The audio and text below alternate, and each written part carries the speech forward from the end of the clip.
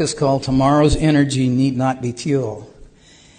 And in that book, he gave reference to what I'm talking about, that that of levitation, that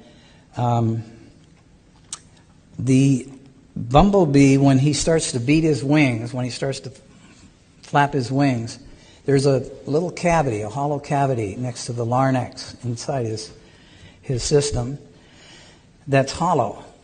And when he beats his wings, he starts to resonate this energy, and it goes back and forth, just similar to a guitar strumming on one side of the room and hitting the same chord on the other side of the room, or somebody hitting a high C and breaking a crystal. It's the same thing. It's resonance. And he said what they do, they resonate. And when they resonate, they eventually reach the resonance of the field around them. And he explained it this way to me, that the earth was, of course, spinning, but it was operating on a frequency of 8.5 hertz per second or so forth. And he says once this bumblebee hits that resonant frequency of its surroundings, it becomes a free agent. It creates a magnetic bubble around itself, and it can go anywhere it wants. And I said, well, that's not in any of the science books. He said, I know. You probably never see it there either, but that's what happens. They'll discover it someday and bring it out, but it's just we have a conventional way of doing things, and then we have a natural way of doing things, and they're totally different. They're diametrically opposed. The important point here is the bees. As you've heard, the bumblebee shouldn't really be able to fly. Those wings are way too small to lift that chubby little body off the ground. In fact, it's a bit of a conundrum also for the mainstream scientists. They can travel in perfectly straight lines for long distances without any deviation, even during a howling crosswind. Because of the resonant frequencies produced by the vibration of their wings, they create a bubble in the ether, protecting them from any outside interference. So levitation by sound waves is a real-world effect. Do you want more proof?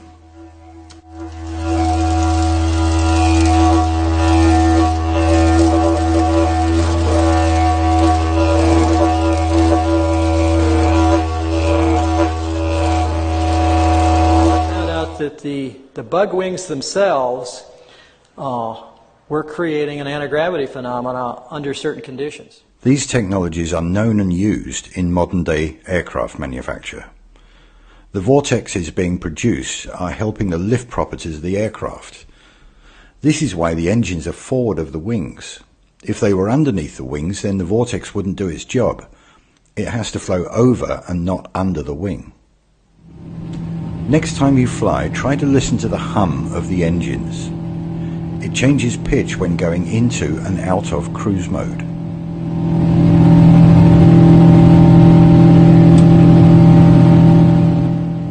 Just pure speculation here, but there are large cavities in the wings, which are tested with compressed air and not liquids, by the way, and the engines produce a distinct hum, just like the bees do.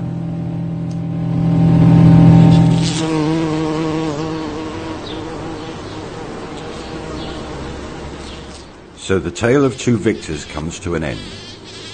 I highly recommend watching all the video links in the description box, as you will gain a much better understanding of the natural forces at work here. As always, this is just my own musings, and they are by no means definitive, but the scientific evidence and the observable effects definitely backs up the theory. Two highly intelligent gentlemen that have had their research largely ignored by the mainstream scientific community, but the manufacturers are covertly using the technology to fly their planes.